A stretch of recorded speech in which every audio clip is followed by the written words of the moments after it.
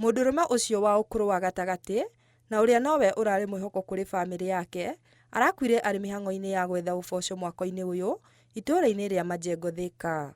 Familia mwenye amepotea saa hizi unaona ameacha kijana. Hiyo familia imeachwa kwa jua. Na huyo alikuwanga ni breadwinner.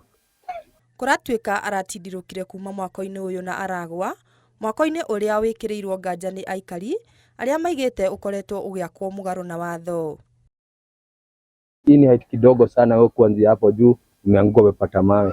Hivi tours kama hii ingine venye ilijengwa iwekewe kando huko, huyu jamaa tungempata kwa neti. Hata tukiitwa pale venye ni mwanaume react tungekuwa tumekuwa hiyo life. Oho nĩ makomithĩtie ũregeru wa thirikari ya kaunti harĩ gũkinyanĩria mawatho na mĩtaratara ya mĩako, makiuga mĩako mĩingĩ ĩrakinyanĩrio mũgarũ na watho.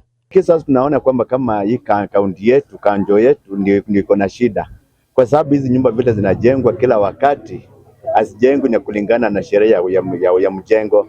Ndio unakuta kwamba ni vizuri wakaweze kuja wajitokeze, kwa sababu ndio tukaweze kujua kwamba hii nyumba itaendelea, na ni kweli itaendelea kupoteza watu wetu. Hiyo ni ya Thika, admin wa Thika amelala. Ama pia tubadilishiwe mwenye alikuja, tunaona kunaweza kuwa na improvement. Ngĩribotera Inooro TV, niĩ njĩtagwo Nyambura wa Mũirũrĩ.